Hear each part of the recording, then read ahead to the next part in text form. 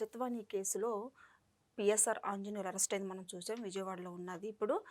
ఇప్పుడు సిఐడి విచారణ జరిపించాలని తను కోరుతుంటే, తను నాకు ఆరోగ్యం సహకరించట్లేదు అని చెప్తున్నారు.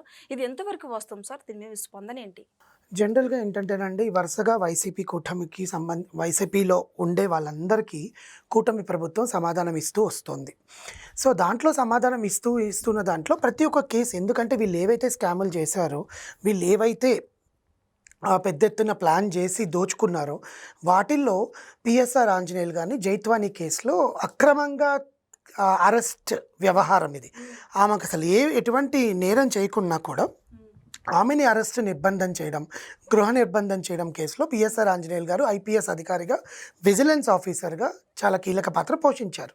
అందుకని ఫస్ట్ ఆయన అరెస్ట్ చేయించి, ఆయన అరెస్ట్ చేసినప్పుడు కూడా ఆయన చెప్పింది ఏంటంటే, నాకు ఆల్రెడీ తెలుసు మీరు వస్తారని, అరెస్ట్ చేస్తారని. నేను సరదాగా వెళ్ళి ఒకసారి లోపలికి వెళ్ళి చూసేసి వద్దాం అనుకుంటున్నాను, అది ఎలా ఉందో అని. జైలుని వెళ్ళి చూసి రావాలనుకున్నాడంట ఆయన. జనరల్గా 2 ప్లేసులకు అసలు మనం ఎక్కడికి వెళ్ళకూడదు. ఒకటి కోర్ట్, ఒకటి పోలీస్ మెట్లు, ఇంకోటి హాస్పిటల్ మెట్లు.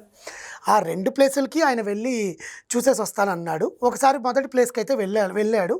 ఎందుకంటే ఆయన ధైర్యం ఏంటంటే, నా వెనకాల చాలామంది ఉన్నారు, వాళ్ళు విడిపిస్తారని ఒక ధైర్యము. రెండోది, నేను లోపలికి వెళ్ళాను అంటే నన్ను ఏం అడిగినా నేనేం చెప్పను, ఏదో ఒకటి హెల్త్ బాగాలేదని బయటకు వచ్చేస్తానని చెప్పడము. సరే, వెళ్ళిన వెంటనే కోర్టులో జడ్జి ముందు, నాకు ఇంటి నుంచే ఫుడ్ కావాలి, నాకు మినరల్ వాటరే కావాలి, నాకు బెడ్ కావాలి, ఇంకా నాకు ఇంట్లో ఎట్లుంటారో జైల్లో కూడా అలాగే ఉండాలని అడిగితే, అదేం కుదరదు బాబు, ఎట్లున్నారో అట్లా. బికాజ్ ఎప్పుడైతే చంద్రబాబు నాయుడు గారు అరెస్ట్ అయినప్పుడు ఆయన దోమలు వస్తున్నాయి, నేను పడుకోలేకపోతున్నాను, చాలా ఇబ్బందిగా ఉంది, వయసు రీత్యా కూడా కొంచెం పెద్ద ఆయన అని అడిగినప్పుడు కూడా కఠినంగా ప్రవర్తించిన వీళ్ళు, ఇప్పుడు ఈ హయాంలో ఏదైతే వైసీపీ ప్రభుత్వం హయాంలో జరిగిన ఈ అక్రమ అరెస్ట్కి సంబంధించి నువ్వు అరెస్ట్ అయినప్పుడు నీకు కోర్టు ఎట్లా ఇస్తుంది? నీకు కోర్టు ఇవ్వదు కదా. సో అలాంటప్పుడు నువ్వు ఇంటి నుంచి నాకు ఫుడ్ కావాలి, నేను ఇంటి నుంచి రోటీ, కర్రీ, చికెన్, మటన్ తెప్పించుకొని తింటానంటే ఎవ్వరు ఒప్పుకోరు. జైల్లో అందరికీ అన్నం ఎలా పెడుతున్నారో నీకు కూడా అలాగే పెడతారు. అందరికీ ఫుడ్ కర్రీలో ఏం వేస్తున్నారో నీకు కూడా అలాగే ఉంటుంది. దాంతో ఏమైపోయింది, ఆలోచించాడు. కోర్టు ఏం చెప్పింది, ఇప్పుడు ఎవరినైనా అరెస్ట్ చేసినప్పుడు 3 రోజుల నుంచి 7 రోజుల వరకు కస్టడీ అడుగుతుంది. ఆ కేసు తీవ్రతను బట్టి కోర్టు కస్టడీని కుదిస్తుంది. 7 రోజులు అడిగారంటే ఒక్కరోజే ఇస్తుంది. దాంట్లో ఏమీ లేదు కదా, నువ్వు ఒక్కరోజు వెళ్ళి కస్టడీకి తీసుకుని వెళ్ళాలి. కొన్నిసార్లు 3 రోజులు ఉంటుంది, కొన్నిసార్లు 2 రోజులు ఉంటుంది. That depend. సో ఇప్పుడు ఈయన కేసు చాలా పెద్దది కాబట్టి కోర్టు 3 రోజులు కస్టడీని విధించింది. ఒకటొచ్చి ఆదివారం, సోమవారం, మంగళవారం 3 రోజులు, అంటే 27, 28, 29. సో నిన్న పొద్దున ఆయనకి బీపీ ఎక్కువ కావడంతో హాస్పిటల్ విజయవాడ జీహెచ్కి తీసుకొని వెళ్ళి ఆయనని పరీక్షించి అక్కడంతా బాగుంది అని చెప్పాక మళ్ళీ జైలుకి తరలించారు. సో నిన్న కస్టడీ ఆగింది. నిన్న అంటే కోర్టు ఏమి చెప్పింది, ఉదయం 10 నుంచి ఈవినింగ్ 5 వరకు కస్టడీ అని అడిగినప్పుడు ఈయన వెళ్ళి కస్టడీకి అటెండ్ అయ్యి ఆయనకు విషయాలు చెప్పాలి. కానీ ఫస్ట్ ఒక ప్లాన్ వేశాడు, నాకు హెల్త్ బాగాలేదని. నిజంగానే ఆయనకి హెల్త్ బాగాలేదంటే నేనేం కాదనను, కానీ నువ్వు వెళ్ళి హెల్త్ బీపీ ఎక్కువైంది, బికాజ్ ఆయన వయసు రీత్యా ఆయనకి బీపీ ప్రాబ్లం ఉందేమో తెలియదు, వెళ్ళాం కానీ బీపీ ట్యాబ్లెట్ ఇచ్చారు. బీపీ ట్యాబ్లెట్ ఇవ్వగానే కంట్రోల్ అయ్యింది. జీహెచ్కి తీసుకొని వెళ్ళారు, విజయవాడ జనరల్ హాస్పిటల్ తీసుకొని వెళ్ళి చెక్ చేయించి మళ్ళీ అన్ని జైలుకి తీసుకొని వెళ్ళారు. నిన్న సాయంత్రం సిఐడి వాళ్ళు వచ్చి కస్టడీలోకి తీసుకున్నారు, ఆ విజయవాడ పోలీసు వాళ్ళు. కస్టడీలో ఆయనని ఏమేమి అడుగుతారు, అసలు జైత్వానీని మీరు ఇంత అక్రమంగా అరెస్ట్ చేయాల్సిన అవసరం ఏంటి, దీని వెనకాల జగన్మోహన్ రెడ్డి గారి హస్తం ఉందా అంటే, ఇప్పుడు ఆయనకి తెలియకుండా వీళ్ళు ఏం చేయలేరు కదా. సో ఈ అరెస్ట్ వెనకాల ఇంకెవరెవరు ఉన్నారు? నెక్స్ట్ ఆ విజిలెన్స్ ఆఫీసర్తో పాటు విజయసాయి రెడ్డి గారు కూడా మన చెప్పింది, రాజా కసిరెడ్డి గారు ఈ లిక్కర్ స్కామ్కి దీనికి ఏమైనా లింకులు ఉన్నాయా? బికాజ్ ఆమె ఢిల్లీలో ఉండే ఆమెను తీసుకొచ్చి అరెస్ట్ చేయాల్సిన అవసరమే లేదు. సో ఈ పరంగా చూసుకుంటే ఆయన ఎటువంటి నిజాలు బయట చెప్పబోతున్నాడా అని వైసీపీ గుండెల్లో రాయి. కానీ అతను నేను చెప్పనేమో, వీళ్ళు నన్ను ఏం అడగలేరు, నాకు హెల్త్ బాగాలేకపోతే హెల్త్ బాగాలేదనుకోండి, కోర్టు ఒక్క రోజుకే కుదిస్తుంది కస్టడీ. ఆ ఒక్క రోజులో కూడా పొద్దున్న హాస్పిటల్కి వెళ్ళాలి, తీసుకురావాలి, మళ్ళీ కస్టడీ చేయించాలి, మళ్ళీ ఈవినింగ్ హాస్పిటల్కి వెళ్ళి చెకప్ చేయించి పంపించాలి. దాంట్లో ఆయనని ఏం అడుగుతారు? సో ఆ ప్లాన్ వేశాడు. కానీ నువ్వు ఎన్ని రోజులు బాగలేదని చెప్పినా కూడా నిన్ను కస్టడీకి తీసుకొని నీ దగ్గర నిజాలు బయట పెట్టాలనే చేస్తారు. నువ్వు అది 10 రోజులు కానీ అప్పటికి నీకు బెయిల్ వచ్చేస్తావు అనుకుంటున్నా, ఈ దీంట్లో బెయిల్ అసలు రాదు. బికాజ్ అక్రమంగా చేసిందని ప్రూవ్ అయ్యింది.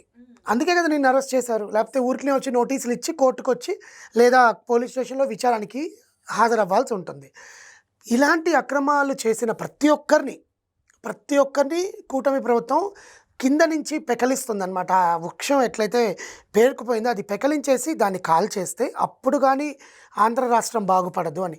ఎన్ని అక్రమాలండి, ఎన్ని అక్రమాలు చేస్తారు. ప్రజల దగ్గర నుంచి ఫోన్‌పేలు, గూగుల్ పేలు అవన్నీ లేకుండా కొత్త లిక్కర్ అని చెప్పి జగన్మోహన్ రెడ్డి గారి లిక్కరు, జగనన్న మందని చెప్పి అందరికి అమ్మేసి ఎంతమంది ప్రాణాలు, ఎంతమంది కల్తీ వల్ల పోయింది. కొండ మీద ఆవులకి కల్తీ మందులు పంపించారు. హాస్పిటల్స్‌లో ఆఖరికి గవర్నమెంట్ స్కూల్స్‌లో మధ్యాహ్న భోజన పథకంలో గవర్నమెంట్ స్కూల్స్‌కి గుడ్డు పంపించాలంటే ఆ గుడ్లని మీరు తిని గవర్నమెంట్ స్కూల్‌కి పంపియలేదు. స్కూల్స్‌లో భోజనం సరిగ్గా లేదు. అన్నా క్యాంటీన్ అని ఓపెన్ చేస్తే దాన్ని క్లోజ్ చేయించారు. పేదలకి ఇల్లు అని కట్టిస్తే దాని పట్టాలు ఇంతవరకు ఇవ్వలేదు. నువ్వు ఏం చేశారు ఈ 5 ఏళ్ల ప్రభుత్వం? అమ్మఒడి అని చెప్పి మహా ఒక 10,000 మందికి ఇచ్చుంటారేమో. మరి మిగతా వాళ్ళందరూ మనుషులు కాదా? మిగతా వాళ్ళందరూ ఆ లెక్కలోకి రారా? కేవలం అండి ఎందుకంటే వీళ్ళు చేసిన తప్పుల్ని కప్పిపుచ్చుకోవడానికి వాళ్ళకొక కావాలి.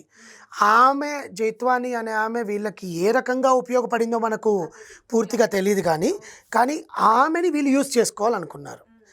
దాంట్లో ఆమె ఒప్పుకోనట్లేదు. తీసుకొనెళ్ళి అక్రమంగా అరెస్ట్ చేసేసారు. అంతే. ఇప్పుడు నా దగ్గరకు వచ్చి నువ్వు సపోర్ట్ కోసం వచ్చావు, నేను ఇవ్వను అన్నాను. నా మీద నువ్వు గ్రడ్జ్ పెంచుకొని ఏదో ఒకటి చేస్తావుగా. ఎందుకంటే నువ్వు జరిగే అక్రమాలను నువ్వు ఆపలేవు. అది నువ్వు ఖచ్చితంగా చెయ్యాలి. పైనుంచి అధికారం, నీకు డబ్బు వెనకాల మూలుగుతుంది. విజిలెన్స్ ఆఫీసర్‌కి అంత పెద్ద ఇల్లు, అంత పెద్ద కార్లు, అంత పెద్ద బంగ్లాలు ఉంటాయండి ఒక గవర్నమెంట్ విజిలెన్స్ ఆఫీసర్‌కి. ఎక్కడి నుంచి వచ్చాయి నీకు డబ్బులు? అంత హుందాగా నువ్వు ధైర్యంగా లోపలికి ఎలా వెళ్ళి కూర్చున్నావు? లై డిటెక్టర్‌ని యూజ్ చేస్తారు అంటున్నారు. ఎందుకంటే లై డిటెక్టర్ మ్యాండేటరీ.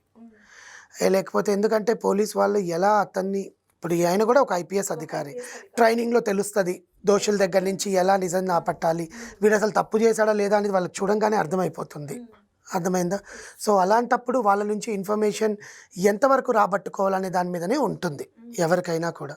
సో ఇతని మైండ్లో ఎట్లుంటుందంటే వాళ్ళు అడిగే ప్రశ్నలకి డిప్లొమాటిక్గా ఆన్సర్ చెప్పడానికి ట్రై చేస్తాడు. కానీ వాళ్ళు ఏం అడుగుతారనేది నీకు తెలియదు. వాళ్ళు ఇప్పుడు వాళ్ళ దగ్గర ఇన్ఫర్మేషన్ లేకుండా ఈయన అడగరు కదా. ఈయన దగ్గర నుంచే రాబట్టాలనుకుంటే ఈయన ఏం చెప్పడు. అవును. ఈయన దగ్గర నుంచి విషయం రావాలంటే వాళ్ళు వేసే క్వశ్చన్స్ డిఫరెంట్గా ఉండాలి. ఈయన మైండ్కి కూడా చిక్కకూడదు. ఎంత ఐపీఎస్ అధికారి అయినా ఎక్కడో దగ్గర తప్పు చేస్తాడు. ఆ తప్పు చేశాడు కాబట్టి దొరికాడు. ఆ పవర్ చేతిలో ఉంది కదా, పోలీస్ తత్వం చేతిలో ఉంది కదా అని నువ్వు ఇష్టం వచ్చినట్టు ఆడితే దేవుడు చూస్తూనే ఉంటాడు కదా. నిజం ఎప్పుడు ఎక్కువ కాలం దాగదు, బయటకు వస్తుంది. అబద్ధం ముసుగులో నువ్వు బతికిన బతుక్కి ఇప్పుడు ఎట్లా బయటపడాలనుకుంటారు? లై డిటెక్టర్ అనేది యూస్ చేస్తారని అనుకుంటున్నాను. ఒకవేళ లై డిటెక్టర్ యూస్ చేస్తే అతను నిజాలు చెప్పక తప్పదు. Thank you sir. Thank you అండి.